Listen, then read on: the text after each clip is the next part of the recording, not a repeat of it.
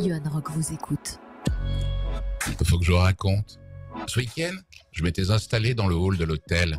La journée commençait dans cette ville où j'étais de passage, seul, au calme. Je sirotais mon café, réfléchissant à ce que j'allais faire de cette journée.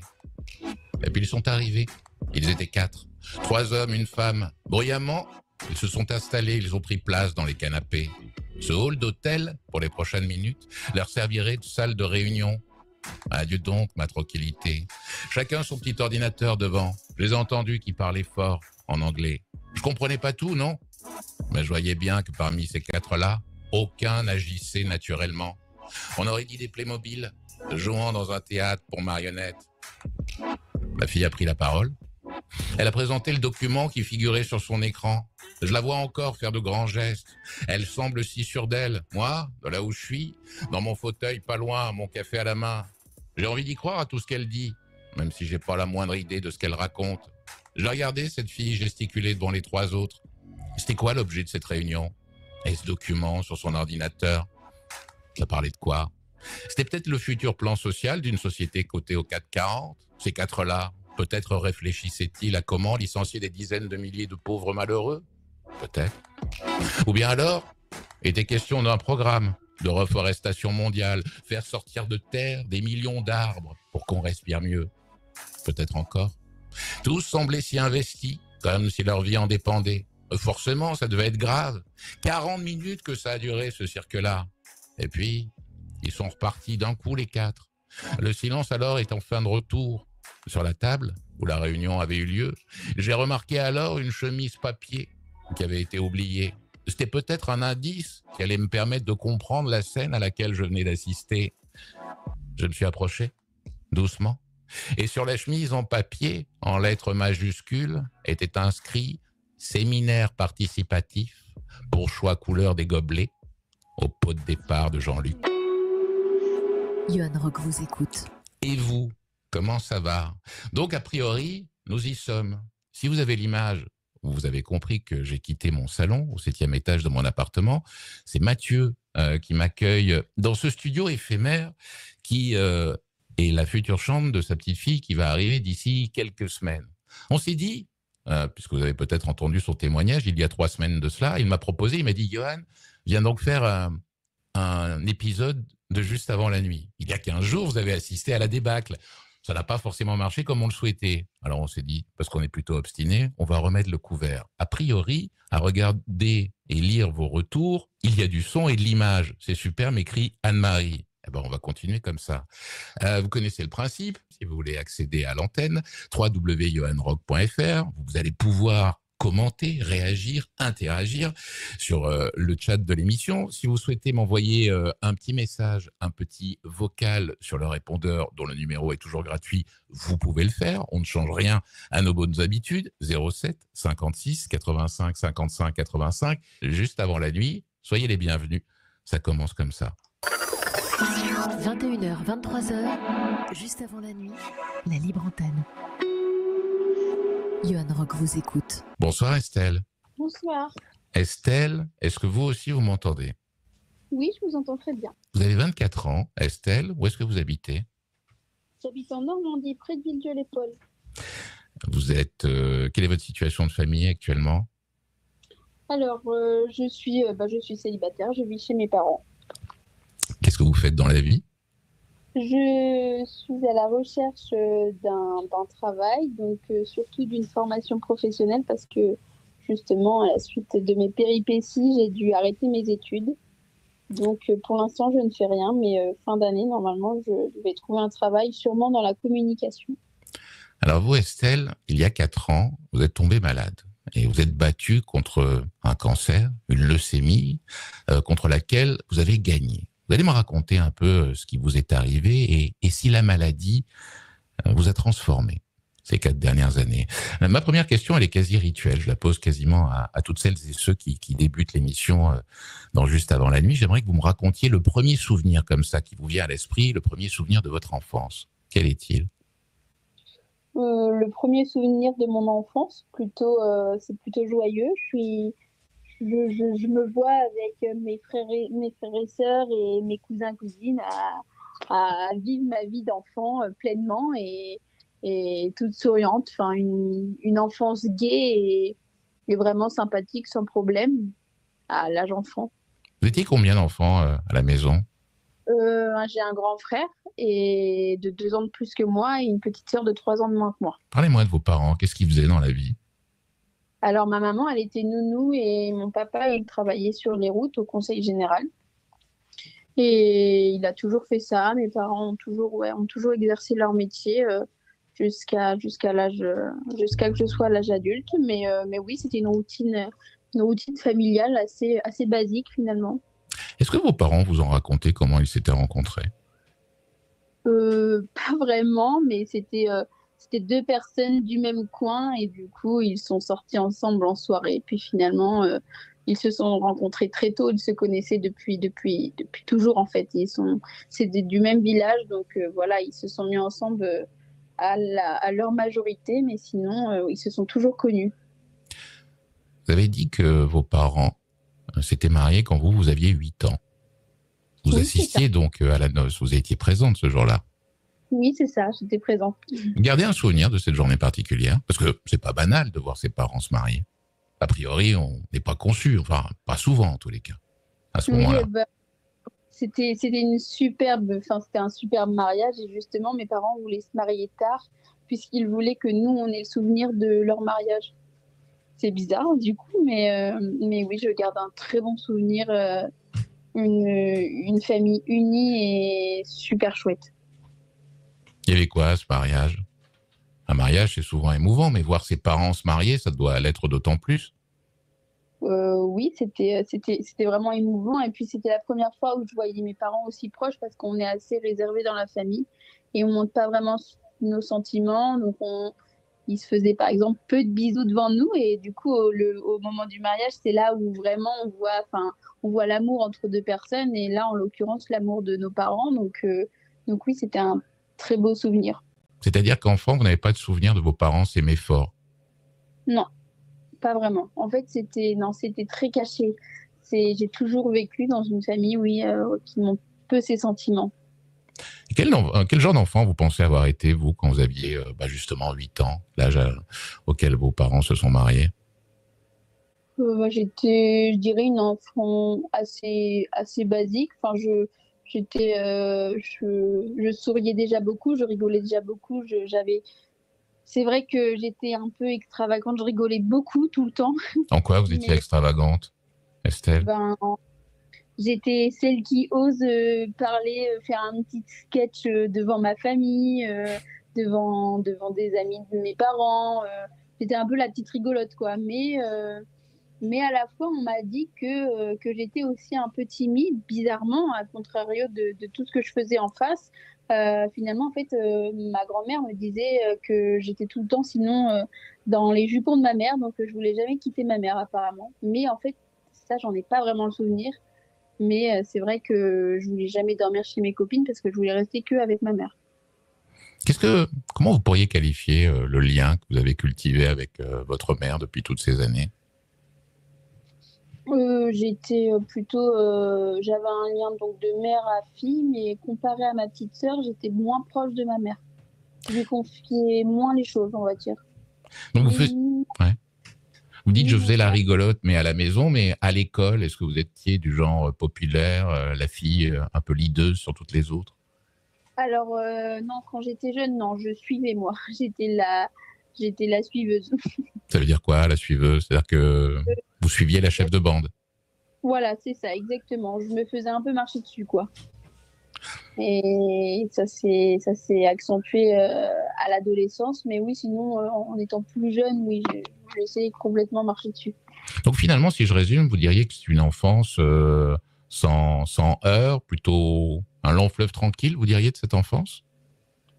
Moi, long fleuve tranquille, oui, avec. J'avais pas vraiment. En fait, j'avais pas vraiment de caractère, donc c'était tranquille, mais on va dire avec des. Pour l'instant, si on parle de quand j'avais une dizaine d'années, j'étais pour ouais, une enfant à peu près comme tout le monde, quoi. Ça Mais n'existe pas, ça, Estelle. Personne n'a une non, enfance comme tout le monde, puisque tout le monde est différent sur le papier. Mais plutôt, j'étais tout le temps dans le chemin d'à peu près toutes les petites filles de mon âge. Vous avez, vous, été confronté à la mort, la Oui, réalité de la mort très tôt. Autour de oui, vous, il y a eu des décès. oui. Justement, à l'âge de mes 12 ans, j'ai commencé à avoir les premiers décès dans ma famille. Et ça a été difficile, ça a été un choc.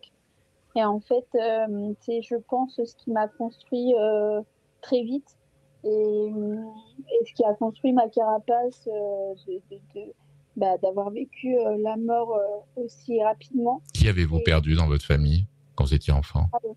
alors, quand j'étais enfant, j'ai perdu un oncle de 44 ans d'un infarctus.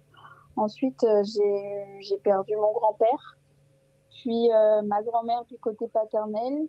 Mes deux arrière-grands-parents, bon, on va dire que eux, c'était plutôt dans l'ordre des choses parce que finalement, eux, à un moment donné, il faut qu'ils partent normalement avant nous et donc c'était plus facile, on va dire. Mais ensuite, j'ai reperdu un tonton du côté paternel et Donc c'est une hécatombe. Comment vous viviez, vous, ces décès à répétition? Est-ce que, par exemple, vous me disiez que vos parents, issus d'une famille assez pudique, est-ce que dans des événements dramatiques comme cela, il y avait une discussion, une communication qui s'instaurait entre eux et vous? oui, quand même, on arrivait à discuter puisque finalement, ça nous retombait dessus. En fait, pendant plusieurs années, tous les 6 mois, il y avait un décès dans notre famille. Et donc, bah, la première fois, c'était un peu pudique parce que c'était le choc. Ça, voilà, bon, on va dire que ça aurait pu être rare et qu'une seule fois, sauf que nous, ça nous a touché plusieurs fois. Donc, au bout d'un moment, oui, on a discuté. Si ça allait pas, on parlait avec nos parents, on parlait avec une famille plus large, nos tantes, nos oncles. Donc là, sur ce côté-là, on a quand même été bien épaulés et on s'est bien tous épaulés. Est-ce que, rétrospectivement, accepter ces tragédies, ces morts à répétition, il y a eu une autre épreuve dans votre jeunesse qui a été difficile à traverser avant que vous tombiez malade? Oui, je dirais l'adolescence, quand on commence à grandir avec l'école, bah, on a toujours voilà, des groupes donc, de meneurs et de suiveuses donc, pour les femmes. Et en fait, bah, moi j'étais un peu harcelée à l'école, donc aujourd'hui on qualifierait ça de harcèlement, mais à l'époque on disait que c'était des gamineries, quoi. On minimisait les choses, mais ça a été un petit traumatisme que j'ai eu dans ma jeunesse. Donc, bien sûr, il y a de l'harcèlement beaucoup plus grave que moi, mais moi, à mon époque, c'était déjà beaucoup trop. Ouais, en fait, on me rabaissait sans cesse. Alors, dans ces moments-là, vous en parliez quand vous rentriez à la maison, à vos parents. Est-ce que la famille était un cocon à ces harcèlements à l'école? Oui, oui, tout le temps. Ma mère a toujours eu enfin, a toujours été de l'avant. Elle allait voir les profs, elle allait voir même les mères des filles avec qui m'harcelaient pour régler le problème. Et en fait, oui, ils ont toujours été là pour moi et toujours été bah, dans l'école pour en parler et tout. Après, voilà, à l'époque, les profs et enfin, les directeurs, ils disaient que c'était des gamineries, quoi. Vos parents sont restés unis, un couple uni, tout au long de votre jeunesse? Alors, tout au long de ma jeunesse, oui, et ça s'est terminé quand on va dire, donc quand j'étais en BTS, donc quand j'avais une vingtaine d'années, donc j'avais 20 ans, ils se sont séparés C'est et une chose que vous avez vu arriver, la séparation de vos parents, ou c'était soudain? pas du tout, c'était complètement soudain. C'était un peu un choc et donc, ben, moi j'ai toujours un peu mal réagi au décès, à tout ce que j'ai eu dans ma vie, j'ai toujours mal réagi. Donc en fait, ils n'ont pas voulu m'en parler à moi directement. Et par contre, ils en ont parlé à mon grand frère et à ma petite sœur qui, eux, ont compris et ont réussi à gérer les choses. Tandis que moi, j'ai pas géré puisqu'ils m'en ont pas parlé. Et donc, ça a été d'autant C'est-à-dire qu'on plus vous l'a difficile. caché jusqu'au dernier Donc, moment. jusqu'au dernier Mais alors moment. comment l'avez-vous appris? Comment avez-vous compris qu'une réalité aussi brutale que la séparation de ses parents était effective? Enfin, en fait, enfin, ça s'est passé. Ma maman m'a dit que du jour, enfin, le jour pour le jour où elle partait, elle m'a dit qu'elle quittait la maison et qu'elle quittait mon père et qu'il fallait qu'elle prenne des distances. Et voilà, donc je me suis retrouvée un peu face à moi-même toute seule parce que je me suis dit, bon, bah, en fait, mes parents, je peux même pas compter sur eux. Donc ça a été compliqué, mais non, je sais pas, je saurais pas te dire. Qui vous a Mais épaulé alors dans un moment pareil? Est-ce qu'il y avait une personne auprès de qui vous pouviez trouver refuge? Une alors, à amie? l'époque, oui, Un membre de la famille? oui, j'avais beaucoup d'amis, enfin beaucoup d'amis. Mes plus proches copines, elles ont toujours été là pour moi. Et j'avais aussi un petit copain. Je me venais de me mettre en couple avec donc, ce fameux Tom que je parle dans le livre. Et il a connu mes parents ensemble, donc il a connu aussi la séparation. Et donc, mon copain, ça a été vraiment mon pilier. La maladie, comment s'est-elle immiscée dans votre vie? J'entends par là, quels ont été dans votre souvenir les premiers symptômes, en tous les cas que vous avez remarqués de cette maladie à l'époque? Alors, les premiers symptômes du coup, cette maladie, c'était des maux de ventre, un petit peu de fièvre et de la fatigue. Mais je dirais qu'elle s'est initiée vraiment très, comment dirais-je, vraiment tout doucement et j'ai pas vu la chose venir. On aurait pu croire que j'avais attrapé un petit état grippal ou vraiment rien de méchant. En fait, c'est ça qui est incroyable, c'est que elle est venue comme ça et elle s'est immiscée dans ma vie très vite, quoi. Vous aviez toujours jusque-là été en parfaite santé. La santé, c'était pas une question, même pas une préoccupation. Pas du tout, j'étais jamais chez le médecin. Non, j'étais vraiment jamais malade. C'est d'ailleurs pour ça que le médecin comprenait pas, enfin, aurait pu passer à côté de ça. Donc, il y a ces premiers signes qui vous inquiètent ou qui ne vous inquiètent pas plus que ça? Pas plus que ça. Au début, pas plus que ça. Et puis, au fur et à mesure de la semaine, ça m'inquiète sans m'inquiéter. Mais je me dis que bon, je dois être malade vraiment parce que ça allait de moins en moins et mon état se dégradait jusqu'à m'endormir en plein cours et ne pas me sentir m'endormir. À quel moment le diagnostic a été posé ou avant même que le diagnostic ne soit posé, vous avez compris que vous pouviez être atteinte de quelque chose de grave? Je crois que j'ai jamais vraiment compris jusqu'au dernier moment. C'est plutôt ma mère qui a compris directement quand j'ai reçu l'appel du SAMU. Je suis allée chez le médecin le vendredi midi. Et suite à des prises de sang, le SAMU m'a contacté le samedi après-midi pour me dire qu'il venait me chercher.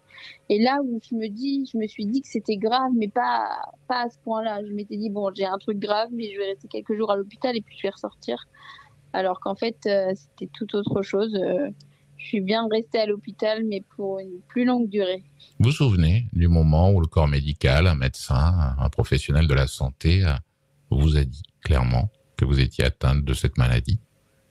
Oui, nous étions tous les trois, donc ma mère, mon père et moi, dans une petite salle avec deux médecins. Et en fait, là, il me parle de ma vie quotidienne, de comment je me sens. Et puis après, ils arrivent au diagnostic et ils me disent Estelle, tu as une leucémie. Et donc, je dis rien en fait. Mes parents s'effondrent. Et puis là, je leur dis mais vous êtes sûr à combien de pourcents? Et ils me disent 99%. Et moi, optimiste que je suis, je leur ai dit il reste 1% de chance que vous soyez trompés. Donc ça se trouve, je suis pas malade en fait. Donc ça veut dire qu'à ce moment-là, vous êtes dans le déni alors que vos parents s'effondrent?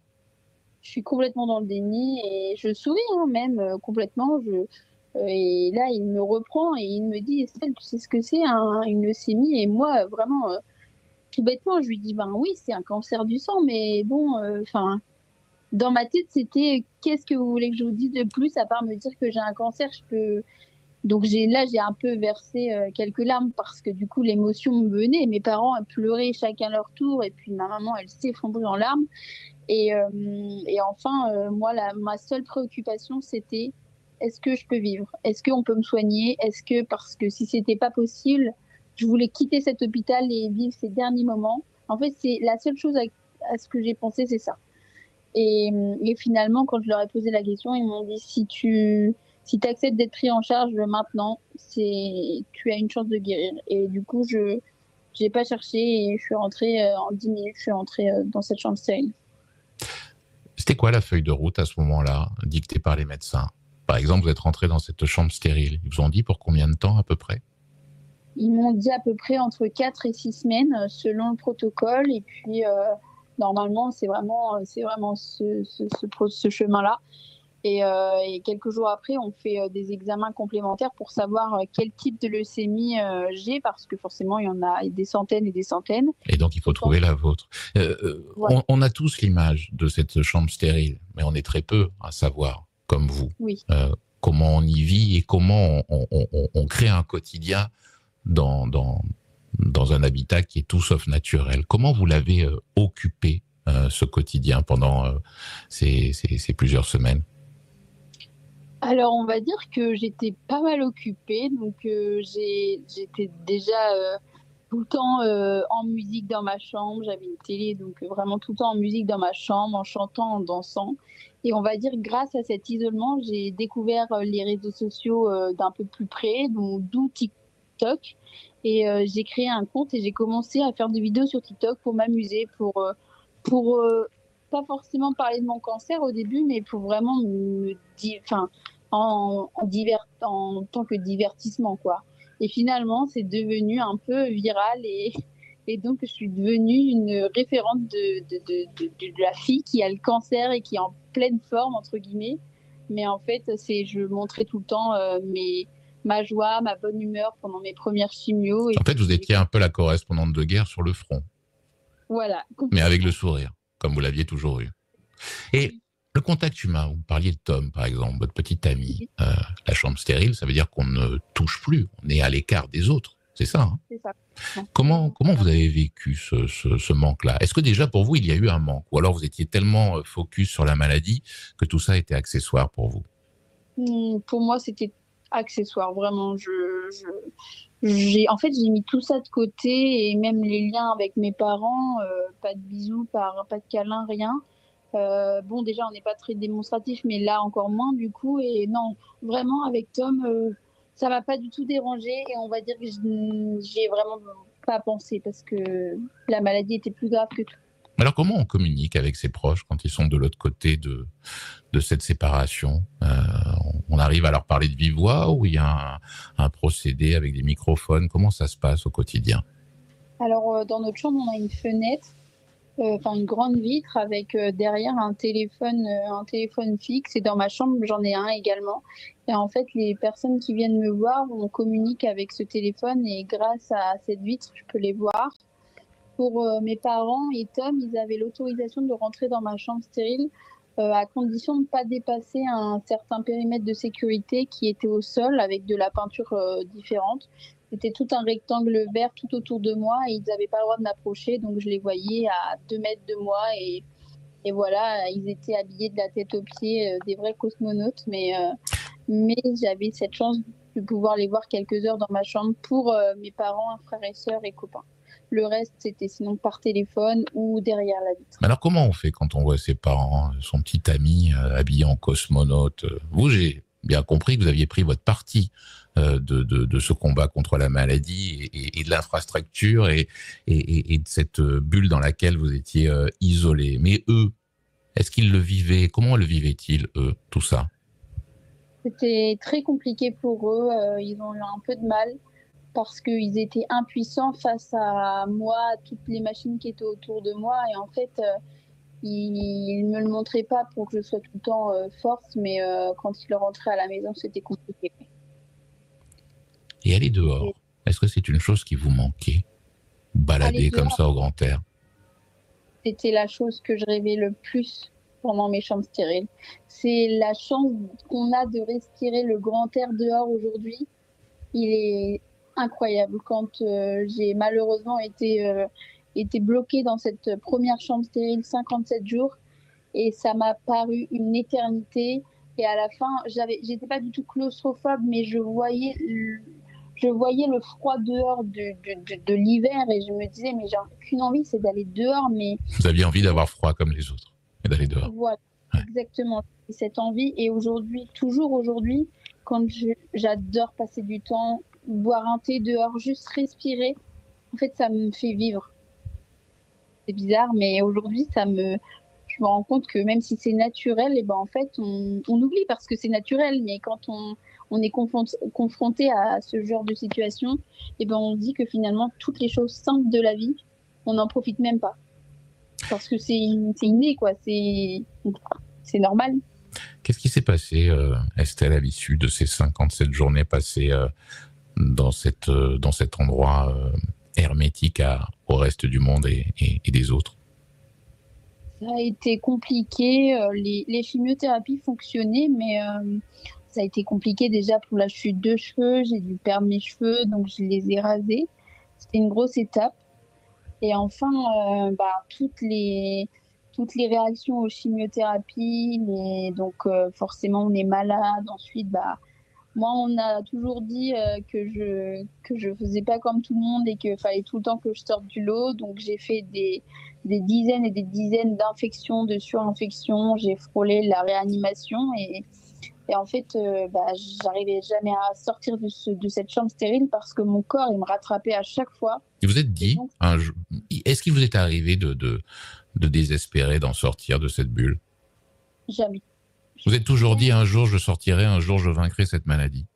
Oui, c'est jusqu'à 2022, jusqu'août 2022, je me suis toujours dit que j'allais m'en sortir.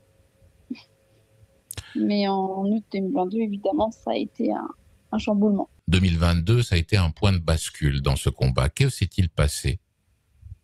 Après 8 mois de traitement de chimiothérapie assez intensive et lourde, on m'a annoncé une rémission complète, donc plutôt une bonne nouvelle. Et à la suite d'un myéliogramme, donc un examen pour savoir si le cancer il part vraiment de notre corps, on m'annonce une rechute et de nouveau un combat. Et donc, août 2022, je rentre pour la deuxième fois en chambre stérile pour une durée de 31 jours. Mais vous êtes toujours dans la même dynamique, c'est-à-dire je rentre, ok, mais quoi qu'il arrive, j'en sortirai, ou vous êtes un petit peu entamé par ce retour à la case départ? C'est ça, exactement. J'ai mis ma carapace ma cape de héros, on va dire, et j'y suis retournée tête baissée et je me suis dit que quoi qu'il arrive, il fallait que je gagne contre cette maladie et qu'elle me mettrait pas à terre et donc c'est ce qui m'a aidée à me battre, je pense, pour les mois qui ont suivi. Mais c'est à partir de ce moment-là où aussi on m'a annoncé que j'allais devoir subir une greffe de moelle osseuse et où je me suis dit que le combat il allait être doublement plus dur. À ce moment-là, vous êtes toujours avec votre compagnon, Tom? Oui, c'est ça. Comment lui, il réagit à toutes ces étapes comme ça que vous avalez avec le sourire, mais qui sont extrêmement graves et dont l'avenir, l'issue n'est pas forcément certain? Je pense que c'est à ce moment-là où ça a tout cassé, puisque pour lui, c'était une seconde épreuve et peut-être l'épreuve de trop.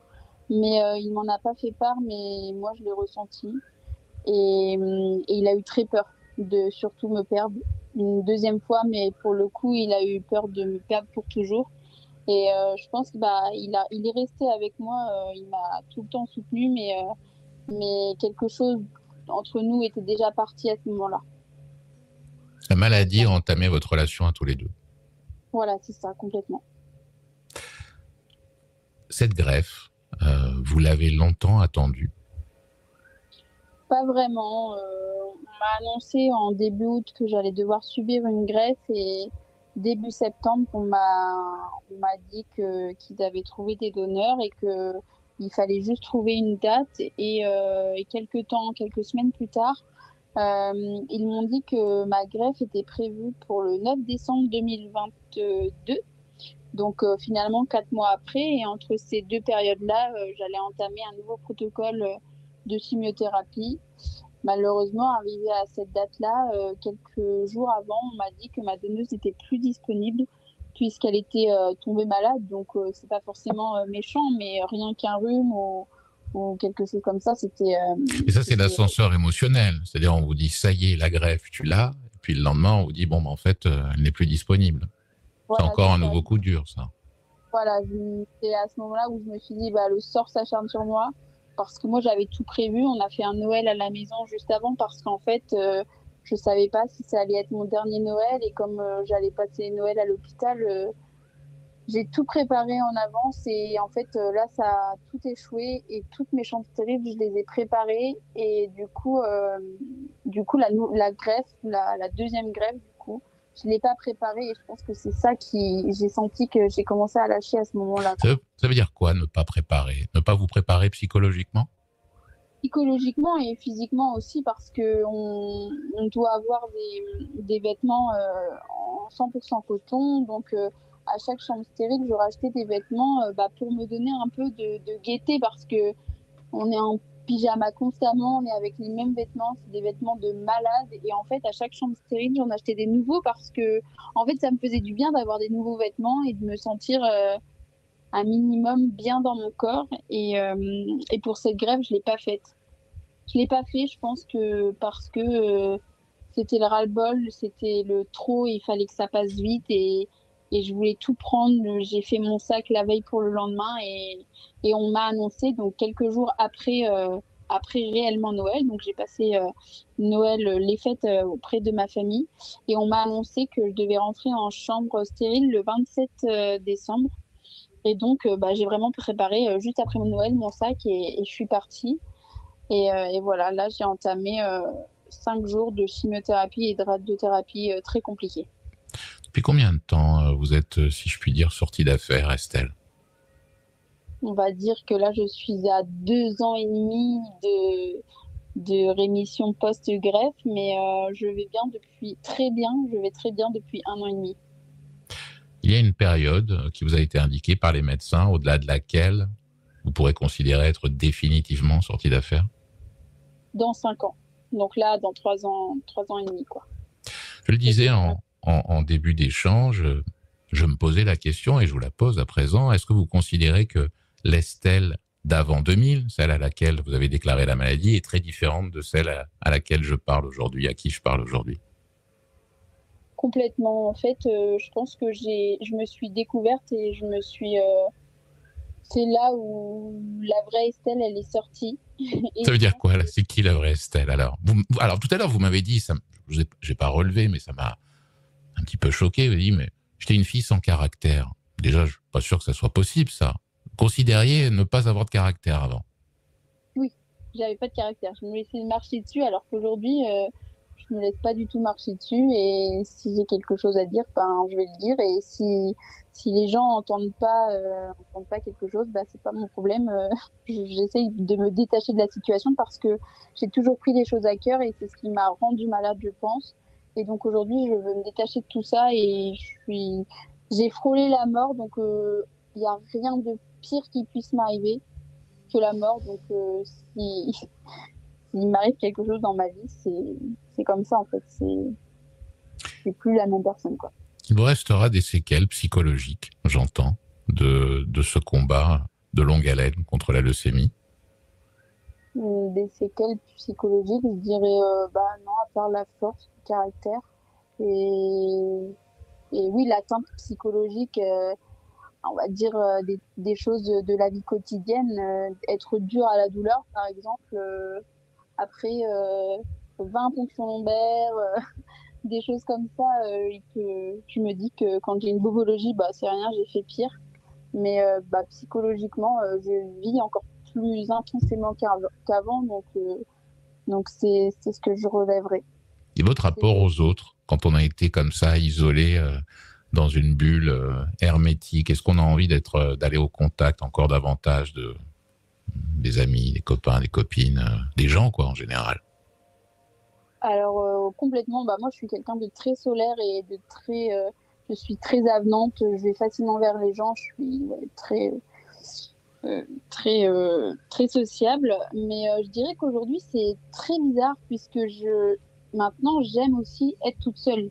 Et j'ai appris pendant ces chambres stériles à rester toute seule et en fait, apprendre à être tout seul, apprendre à être face à soi-même, il y a peu de gens qui le font parce qu'ils s'entourent de tout le temps du monde autour d'eux parce qu'ils n'aiment pas rester tout seul. Et en fait, quand on est face à soi-même, on apprend beaucoup de choses sur soi.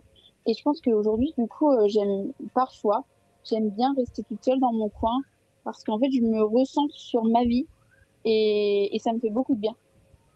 Il y a pas mal de commentaires sur le chat de l'émission depuis que vous avez commencé à prendre la parole, qui vous soutiennent par la pensée. J'en lis quelques-uns. C'est par exemple Caroline. Quel courage, Estelle. Mes félicitations pour votre force. Julie, quant à elle, écrit: je croise mes doigts pour Estelle, que tu t'en sortiras finalement. Courage et accroche-toi à la vie. Il en faut du courage, m'écrit Josiane. Beaucoup de messages. Comment vous l'imaginez, vous, la suite de votre vie? Vous avez 24 ans, c'est que le début. Vous avez envie de quoi?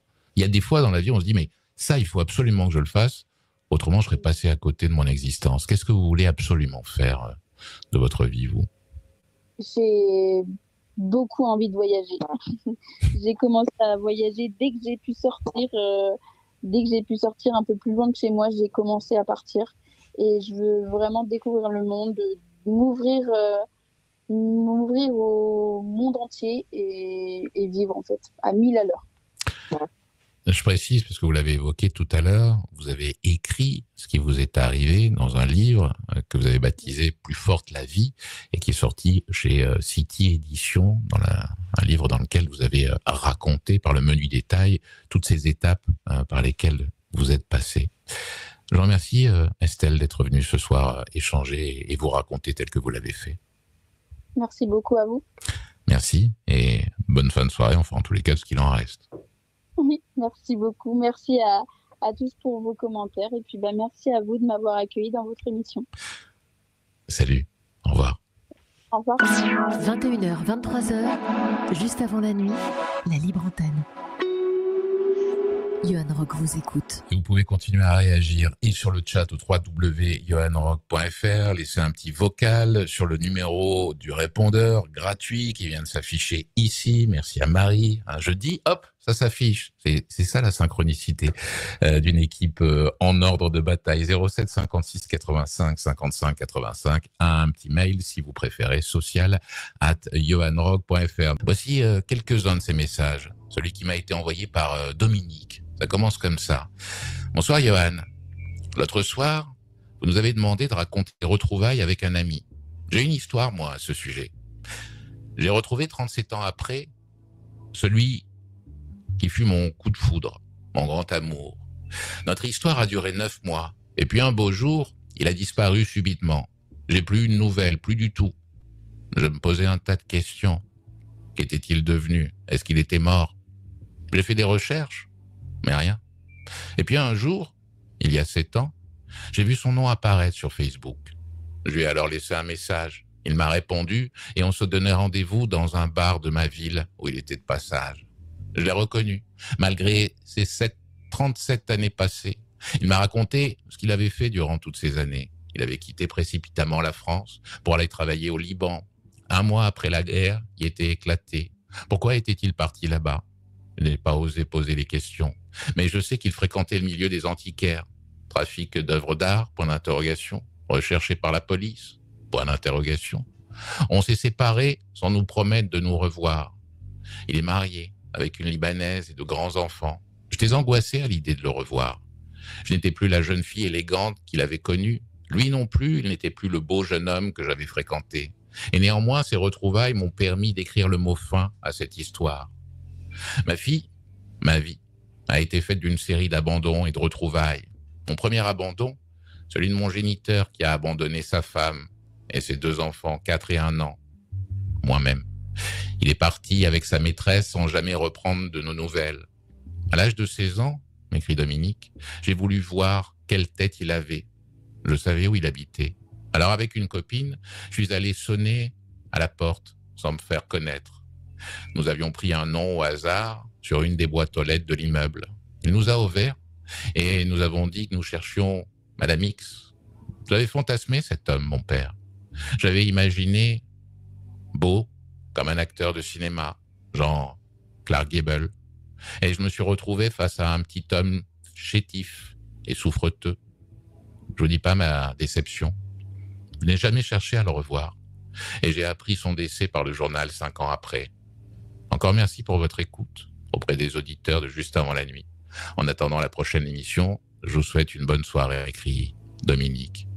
Merci Dominique d'avoir répondu à ma question de la semaine dernière. Est-ce qu'il vous est arrivé de retrouver un amour, un ami fidèle, après des années d'absence, des années à ne plus se parler? 21h, 23h, juste avant la nuit, la libre antenne. Johan Rock vous écoute. Bonsoir Geneviève. Bonsoir Johan, bonsoir à tous. Geneviève, vous habitez dans le sud de la France, où ça précisément? Près de Marseille, et dans un endroit où j'ai une vue sur la baie de Marseille. Voilà, j'en connais pas plus. C'est-à-dire en ce moment même, vous avez vu sur quoi? Sur la baie de Marseille. Donc là, il y a les petites lumières à l'horizon, non? Ou alors, il fait nuit là maintenant à Marseille? Oui, à Marseille, il fait des années. Oui. Bon. Quel âge vous avez, Geneviève? 65. C'est une question qu'on peut poser. Oh oui, mais ça, moi, j'ai pas de problème avec ça. L'âge ne me pose pas de problème. J'ai beaucoup appréhendé, curieusement, le passage à la quarantaine. Et depuis, par contre, alors là, ça va très très bien. 50 ans, pouf, 60, très bien. Pourquoi donc appréhender le passage à la quarantaine? Pourquoi la quarantaine? Parce que, en fait, je pense que j'avais l'impression... C'est idiot aujourd'hui, je m'en rends compte, mais j'avais l'impression de vieillir, alors que je me rends compte qu'aujourd'hui, en fait, non, une femme de 40 ans, elle est dans toute sa plénitude. C'est magnifique, la quarantaine, pour une femme qui s'entretient, qui prend soin d'elle et qui aime vivre, voilà. Est-ce que c'est votre cas dans les deux situations? Vous prenez soin de vous et vous avez toujours aimé vivre?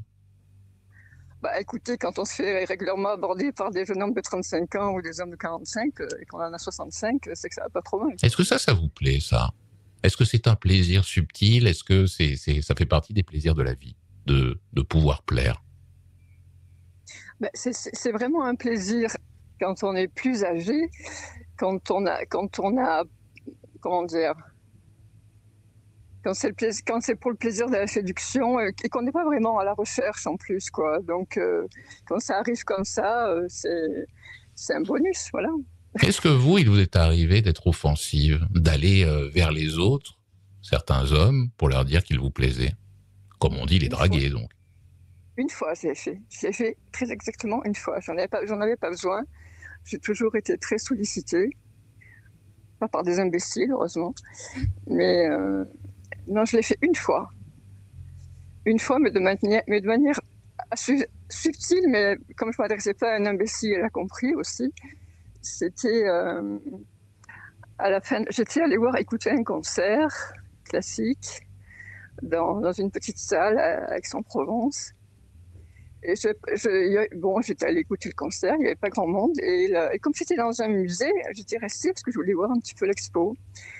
Donc, je m'étais mis en retrait pour laisser partir les personnes. Et le public s'égayant, j'aperçois un homme qui, voilà, à cette époque-là, j'avais 45 ans, 46, quelque chose comme ça. J'aperçois un homme qui devait en avoir, qui visiblement avait une bonne cinquantaine. Magnifique. Je me suis dit, mais c'est pas possible. Je ne peux pas. Je peux pas. Il faut que je trouve le moyen d'aller lui parler. Et une fois, je l'ai fait. Et donc, comme il était amateur d'art, avant de partir, il a fait la même chose que moi. Il regardait les tableaux. Il y avait une sculpture. Il s'est approché de la sculpture. Et donc, incidemment, je me suis approchée en parlant de la sculpture avec lui. Il m'a regardé. J'ai vu dans son regard. Vous avez senti votre cœur qui battait à ce moment-là, puisque c'était la première fois que vous preniez les devants? C'est-à-dire que je l'ai fait de manière tellement spontanée que c'est venu comme ça, quoi. J'ai vu dans son regard qu'il avait très bien compris la manœuvre. Mais... Est-ce que vous avez obtenu gain de cause ce soir-là, Geneviève? que ça ne lui déplaisait pas. Donc, à la suite de ça, nous sommes allés boire un verre ensemble. Et puis ensuite, oui, il y a eu une histoire derrière. Pas tout de suite, hein, mais il y a eu une histoire, oui, une belle histoire. Voilà. Les auditeurs vous connaissent, Geneviève, car je lis régulièrement les messages que vous m'envoyez en réaction à l'émission. Et il y a 15 jours, lorsque j'ai fait la première tentative dans ce studio éphémère, une tentative qui était un peu chaotique, vous m'avez envoyé un message et vous m'avez expliqué que ça vous rappelait ces petites lumières comme ça, la scénographie d'un studio de radio, ça vous rappelait il y a bien longtemps, l'époque où vous animiez une émission de radio sur une radio libre dans les années 80, chose que j'ignorais. Ouais. Comment vous êtes retrouvé, vous, à faire de la radio le soir, hein, plus particulièrement, si j'ai bien compris? Alors, en fait, à ce moment-là, c'était la création des radios libres, enfin en tout cas légalement, en 1981.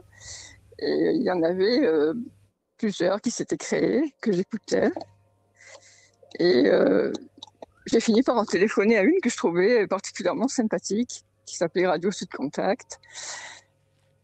Et en discutant, ils ont fini par me dire, écoute, si ça t'intéresse, viens nous voir. Donc je suis allée les voir, on a discuté. Et puis, et puis finalement, ça s'est passé, vous êtes retrouvés rapidement devant le micro. Rapidement, on m'a proposé de faire... moi, je pensais qu'ils allaient me proposer de participer avec eux à l'animation, enfin à plusieurs. Et ils m'ont proposé directement de prendre en charge une émission d'1 heure. J'étais vraiment... Bon, je l'ai fait, j'étais vraiment paniquée pour la première. Oui, vous m'avez dit que vous êtes arrivé la première fois dans le studio armé d'une bouteille de Jack Daniel. Je suis trahie. Mais bon, j'étais très jeune, il y a prescription, et puis je demandais si vous voulez. Bon, après, hein, c'est bon. C'était pour faire passer le trac. Vous saviez ce qui allait se passer pendant ce moment de radio improvisé, puisque c'était la première fois? Non, c'était pas improvisé. On avait discuté, il m'avait demandé de préparer une émission. Voilà, on avait fixé le titre, on avait choisi l'indicatif. Quel était le titre? Alors, le titre était parti d'une dérivation d'une chanson de Serge Gainsbourg qui s'appelle Sensuel au féminin et sans suite. Et moi, j'en ai fait Sensuel au masculin et sans suite. Voilà. C'est une chanson que vous aviez en oreille, que vous écoutiez souvent, que vous appréciez? Alors, que j'aimais bien. Les paroles, je pense qu'on peut les mettre. Gainsbourg, il raconte ses rencontres furtives, fugaces avec des jeunes femmes à l'époque. Oui, enfin, ça raconte de souvenirs, ça raconte l'histoire d'un homme qui s'amuse à briser des cœurs. Ah, c'est pas ce que j'ai entendu. Moi, je l'ai plutôt entendu comme quelqu'un qui butine, quoi. Oui, ça n'empêche. Ouais. Et bon, je sais qu'elle a été mise au féminin depuis, parce qu'on peut la mettre au féminin par un compositeur américain ou anglais qui s'appelle Nick Harvey, qui en a fait une version féminin avec des paroles au féminin. Mais alors, attendez, je vais préciser ma question. Est-ce que cette chanson écrite par Serge Gainsbourg, elle aurait pu s'adresser à vous? Non, pas vraiment. Non. Pas vraiment. Mais d'accord, vous ne vous retrouviez pas corps et âme dans les paroles de cette chanson? Non. Je suis d'un caractère surtout mutin et espiègle, en fait. D'un caractère mutin et espiègle. J'aime l'esprit libertin, mais quand je dis...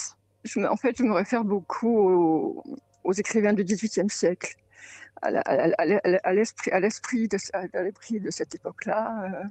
Les liaisons dangereuses, c'est un livre dont j'aime lire des extraits et revenir. Et en avant, j'aime bien lire des choses comme ça. Trébillon aussi, qui a écrit au XVIIIe. Enfin, mais c'est beaucoup l'esprit libertin. Le libertinage, aujourd'hui, on en fait un dévoiement, une consommation de sexe. Non, c'est pas ça. L'esprit libertin, c'est beaucoup plus fin que ça. Voilà. Comment s'est passée alors cette première de Sensuel et sans suite, vous au micro de cette radio locale et libre du sud de la France dans les années 80?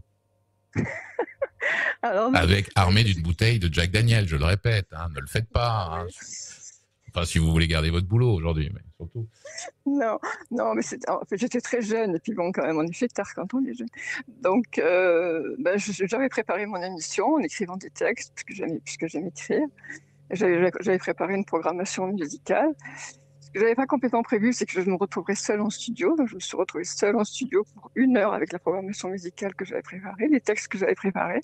Et toute l'équipe, parce qu'il n'y avait que des mecs dans les radios libres à cette époque-là, il n'y avait que des mecs pratiquement. Tous les mecs qui étaient derrière l'aquarium et qui me regardaient. Est-ce que c'était grisant, justement, après les quelques balbutiements, l'angoisse des débuts? Est-ce que se retrouver derrière ce micro, de se dire qu'il y avait des dizaines, peut-être des centaines de paires d'oreilles à vous écouter, en plus de ceux derrière la vitre, est-ce que c'est une sensation qui vous a rapidement charmé? Pour la première, ça m'a surtout effrayée. C'est pour ça que j'avais pris le Jack Daniels avec moi. Et ça m'a aidé parce que au début, ils tiraient des lignes de 3 pieds de long. Puis quand ils ont vu que même en reprenant quelques gorgées de Jack Daniels à chaque pause musicale, je tenais la route. Ça devait être pas mal. Vous avez un enregistrement de cette soirée-là? Non, je l'ai pas. Non, je crois pas. Et donc, quand je suis sortie, ils avaient tous la banane, quoi. Et donc après, quand on m'a proposé de prendre une émission tous les soirs, et au départ, c'était avec un technicien. Et puis après, finalement, comme je me débrouillais, si on pouvait libérer le technicien, ce serait pas mal, quoi.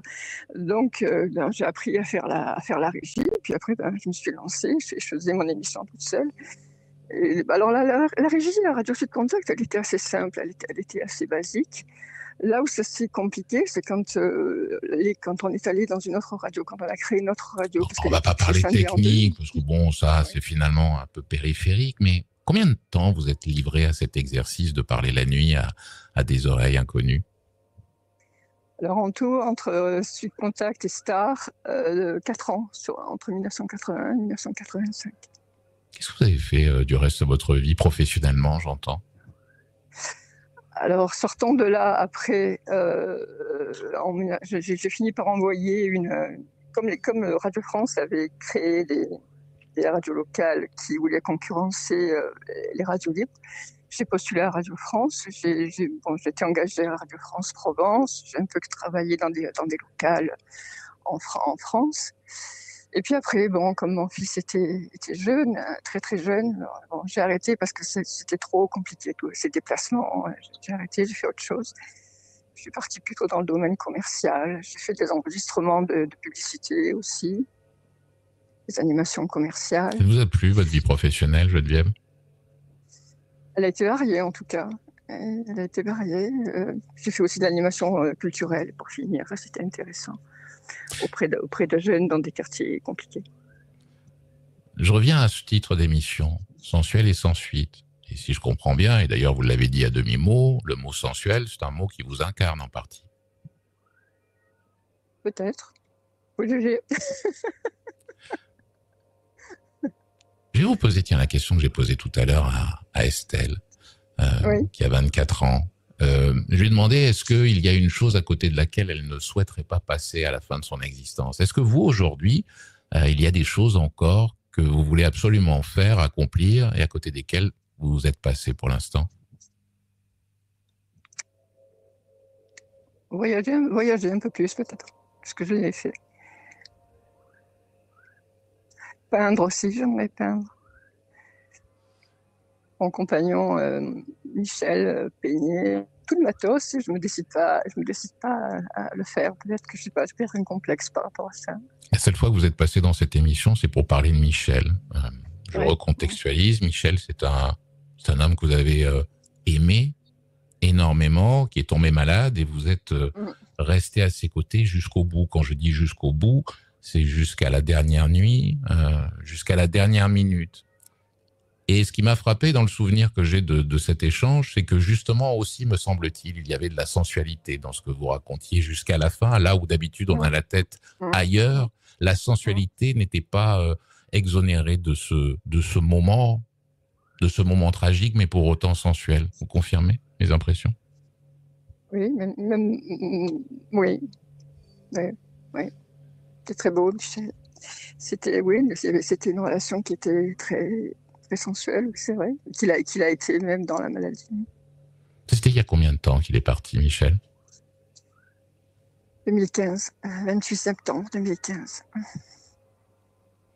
Il y a des fois des phrases un peu comme ça, toutes faites, des expressions, on dit l'homme de ma vie, la femme de ma vie. Est-ce que Michel, vous considérez que c'était l'homme de votre vie? Non, je pense que c'était un aboutissement. Il fallait probablement que je sois ce que je suis, que j'ai eu le parcours que j'ai eu pour le rencontrer, et lui de la même manière. Mais un aboutissement, Geneviève, ça veut dire que derrière, il n'y a plus rien, puisqu'on est arrivé au bout. Non, non. Alors, c'était un aboutissement à ce moment-là. Mais non, il peut y avoir, pourquoi pas, à nouveau une histoire, mais je ne la cherche pas, ça c'est clair. Mais on peut aimer follement, de votre point de vue, et aimer ensuite si l'occasion se présente. Mais c'est ça l'amour, non? C'est aimer follement, sinon ça sert à quoi? Ah, je ne sais pas, j'ai pas toujours les réponses à mes questions, Geneviève. C'est d'ailleurs pour ça que je les pose. C'est ça l'amour, non? C'est aimer follement, passionnément, amoureusement. Enfin, moi, c'est comme ça que je le vois. On dit que la passion, ça brûle, et que parfois, on aurait mieux fait de passer à côté de la personne qu'on a aimée follement, parce que de toute façon, quoi qu'il arrive, on est allé dans le mur. Qu'est-ce que vous en pensez, vous?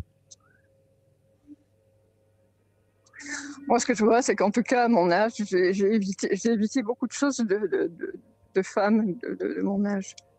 J'ai évité le mec qui se tire, le mec qui trompe, j'ai évité... Tout ça, je l'ai évité. J'étais plutôt de l'autre côté de la barrière. Tout ça, je l'ai évité. Mais est-ce que vous l'avez évité ou est-ce que tout simplement vous avez eu de la chance?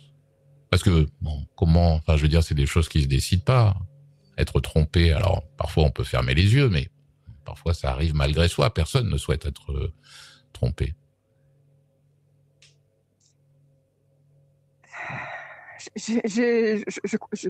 Non, ça m'est pas arrivé. Ça ne m'est pas arrivé. Ça veut dire que vous êtes... Oui. J'ai eu 6 vies de couple, 6 vies de couple. En tout, j'ai vécu autant en couple que célibataire. 6 vies de couple, et sur les 6, il n'y en a que 2 qui sont partis, les autres, c'est moi qui suis partie.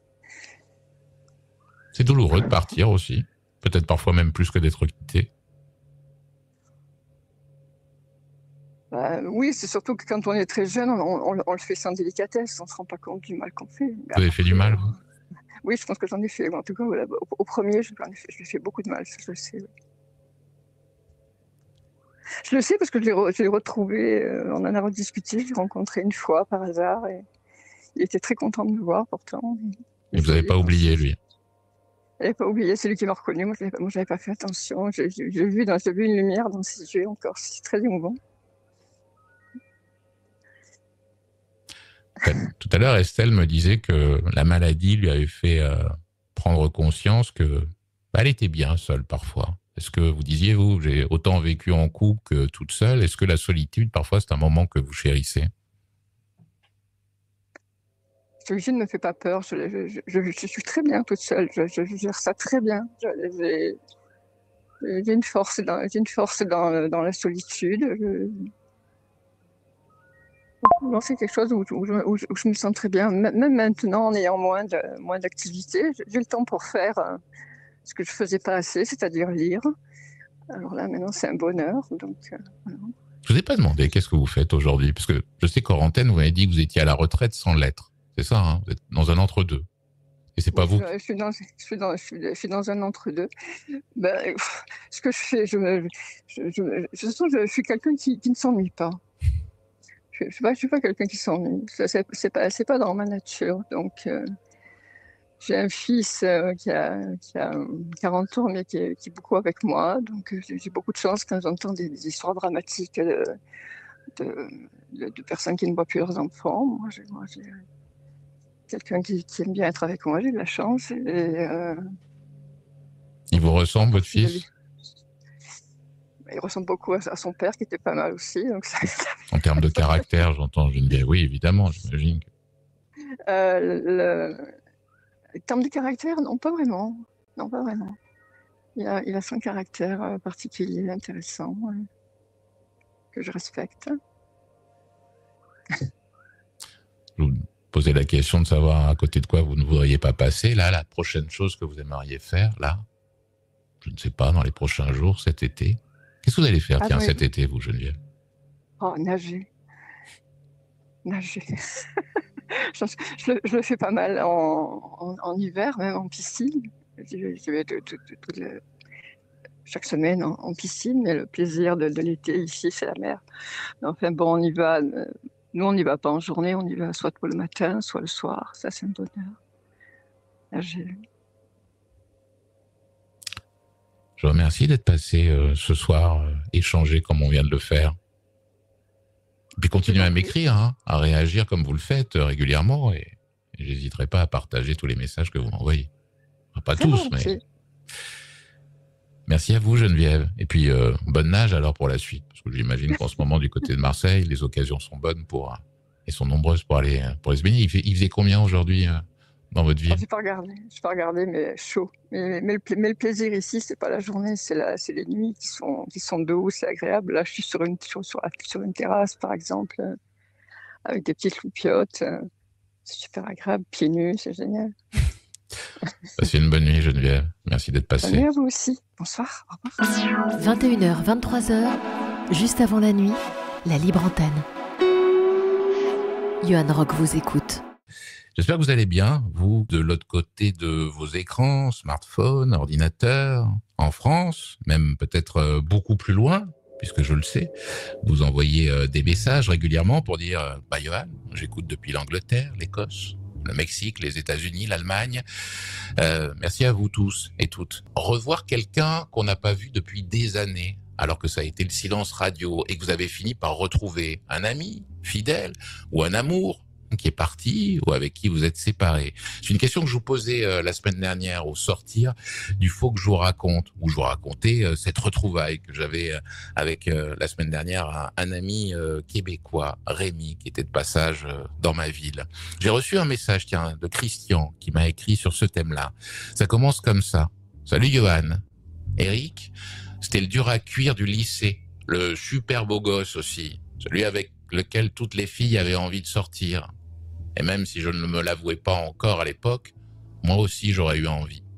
Et Eric, c'était la vedette de la cour de mon bahut. Moi, à l'époque, adolescent, j'étais un petit gringalet. Alors, je l'idolâtrais, Eric. Je me souviens, il avait son vélo BMX Bicross. C'était à la mode à l'époque. C'était pas un copain, puisqu'il avait quelques années de plus que moi. Mais tout le monde le connaissait. C'était Eric, quoi. On prononçait son prénom comme s'il s'agissait d'une vedette de cinéma. Et c'en était un. Une vedette, un peu à sa façon. Il avait des super fringues, je me souviens. Les dernières à la mode. En fait, Eric était juste cool. C'était la référence. Et je me souviens qu'il fumait le matin devant les grilles du lycée avant qu'elles ne ferment. Je l'observais, moi, de loin. Il y avait quelque chose de fascinant chez lui. Quelque chose qui m'attirait. On disait de lui qu'il faisait des choses qui n'étaient pas autorisées. Je comprenais pas exactement à l'époque de quoi il s'agissait. Mais en fait, il avait commencé à dealer de l'herbe. Il a fini par être envoyé du lycée. Après, il m'arrivait de le croiser encore dans les rues de ma ville. Toujours avec une belle fille. Toujours super sapé, Eric, quoi. L'année suivante, je suis devenu interne dans un établissement de la ville à côté. Je me souviens qu'un week-end, en rentrant à la maison, ma mère a dit à table qu'un gamin de mon ancien lycée avait été arrêté et était allé faire de la prison. C'était lui. Ensuite, Eric, il est sorti de mon esprit. Mais je l'ai revu. C'était il y a 3 ans, alors que je revenais dans la ville où j'ai grandi, pour revoir mes parents qui vivent encore là-bas. Un soir, je suis passé devant la terrasse d'un PMU. J'ai mis quelques secondes à le reconnaître, Eric. Il y avait un type, ivre-mort, qui sortait du bar et venait de se rétamer la gueule, de tout son long sur le trottoir. Il a mis plusieurs minutes à tenter de se relever tellement il était cuit. Assis à une table pas loin, il y avait 2 hommes qui se foutaient de lui, dont un qui le filmait sur son téléphone portable. Quand j'ai vu le visage d'Eric, j'ai vu un vieillard. Il lui manquait des dents devant. Un ivrogne dont la vie était derrière. Ce soir-là, je suis rentré chez moi. J'avais le ventre noué.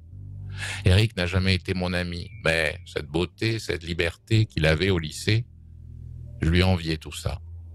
Mais tout ça, la vie, visiblement, lui avait définitivement retiré. Ça m'a beaucoup choqué de le voir ce soir-là. Parfois, je pense à Eric. Merci de m'avoir lu, Johan. Signé Christian. Merci Christian pour ce partage et ce souvenir de ce camarade lointain du lycée et ce qu'il est devenu. C'est ça la vie. On a des souvenirs de gens qu'on ne connaît pas forcément, mais auxquels on pense. Et puis un jour, la vie vous les remet sur votre chemin. Et là, c'est les fusions, c'est les grandes retrouvailles, et puis parfois c'est le cœur noué en repartant de son côté, comme ça vous est arrivé, Christian.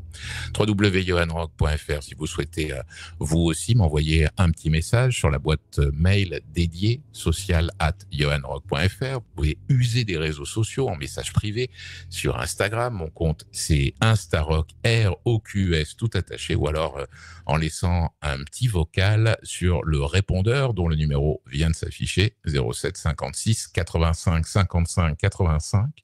Je trouve que vous l'utilisez pas beaucoup en ce moment, le répondeur. Donc, je vous invite, puisque c'est votre outil, c'est votre espace dédié, le numéro est gratuit, même si c'est pour me dire « Salut Johan, tiens, l'émission de cette semaine, j'ai retenu ça, tiens, en ce moment, je fais ci, je fais ça. Quand j'écoute juste avant la nuit, je suis en train de faire ceci. » Rien que pour entendre le son de votre voix, comme je vous l'ai toujours dit depuis que cette émission existe depuis bientôt 3 ans, ça me plaît de vous entendre. Ceux qui ont l'image, aujourd'hui, ce soir, auront vu que je suis sorti de l'ombre chinoise, que je suis habituellement sorti de mon salon pour retrouver ce studio de radio éphémère dans lequel nous avons tenté une première fois, il y a 2 semaines, d'émettre. C'était un peu compliqué. Je suis du genre tenace. Je suis donc revenu. Ce n'est pas un studio de radio ici, c'est chez Mathieu et sa compagne. Mathieu, que vous avez entendu il y a 3 semaines dans cette émission, qui, au téléphone, a raconté cette longue épreuve, sa compagne et lui, qui consistait à avoir un enfant. Ça a été compliqué, ça a été long, et puis, miracle de la vie, comme il a dit il y a 3 semaines, il y a quelques mois, on a annoncé à sa compagne qu'elle était enceinte et que cet enfant allait arriver. Ce soir, si je vous parle de tout ça, c'est que Mathieu m'a ouvert la porte de son appartement et que cette émission que l'on fait ce soir se trouve dans la chambre de cet enfant qui va naître dans quelques semaines, dans quelques mois. Salut Mathieu. Salut Johan. C'est quand d'ailleurs? C'est prévu pour quand? C'est prévu pour début septembre. C'est assez symbolique quand même de faire une émission de radio qui parle des gens dans un endroit où bientôt va vivre un petit être. Oui, mais je sais... Parfois, la vie est pleine de surprises, donc ça en fait partie. Et puis, il se trouve qu'il y a 2 trajectoires qui sont complètement croisées. Une trajectoire très personnelle, dont on a eu l'occasion de parler déjà ensemble, et puis une trajectoire, je dirais, plus professionnelle, liée à un métier, enfin plutôt une passion qui est devenue un métier. Et puis, voilà, j'ai eu l'occasion, en effet, de pouvoir... m'équiper et de monter un studio de radio. Ça s'est fait comme ça, vrai. en fait. Tout d'un coup, ça s'est présenté à moi, j'ai eu l'occasion et je me suis pas dit c'est ça ou ça. Je me suis dit ce sera ça, et puis après le reste c'est une question d'organisation. Bah alors rassurez-moi quand même, parce que bon, qu'est-ce qui va advenir de tout ce qu'on voit là en ce moment à l'image? L'enfant va pas cohabiter avec les machines. Si ça tenait qu'à moi, si. Ouais, ça c'est votre compagne qui a dit non, là maintenant il va falloir être raisonnable. Ça. Mais moi, si j'avais grandi dans une chambre comme ça, j'aurais été le plus heureux des enfants. Ouais, vous seriez, oui. Donc là, bientôt, place à l'enfant, et donc ces machines, tout ce matériel va disparaître. C'est ça? Oui, mais en fait, il n'y a jamais de difficulté dans la vie.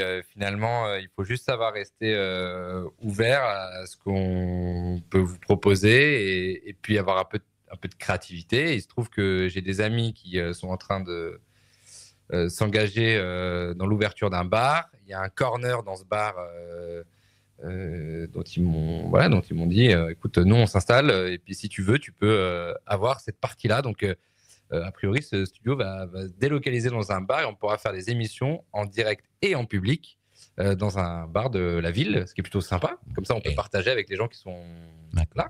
Et donc dans quelques années peut-être que vous ferez écouter à votre enfant ce qui s'est passé dans sa chambre. Bah oui, mais peut-être qu'elle s'en foutra totalement. Oh, bon, écoute, oui, peut-être que le bar fermera, il faudra que je ramène le studio dans la chambre. Enfin, on verra, on s'adaptera. Peut-être que la radio n'existera plus d'ici là. Merci beaucoup, en tous les cas, Mathieu, de m'avoir accueilli. Je dis moi, et puis toutes celles et ceux qui écoutent. Et la communauté qui est nombreuse. La communauté juste avant la nuit. 21h est présente, de plus en plus présente. J'espère que.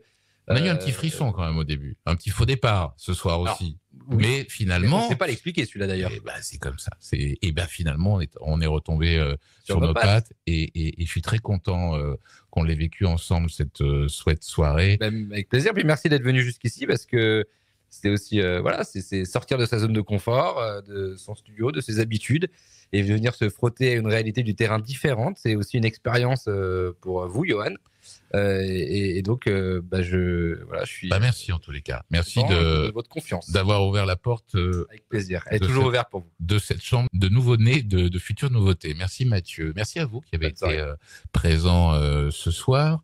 On va se retrouver évidemment dès mardi prochain à partir de 21h en direct. En attendant, on va se quitter en musique avec un groupe qui s'appelle Chaka Khan. Genre de mélange de jazz, de groove et puis de pas mal de poésie. Cette musique aussi, Quand je l'écoute, je ferme les yeux et j'imagine la nuit. Bonne nuit. 21h, 23h, juste avant la nuit, la libre antenne. Johan Rock vous écoute.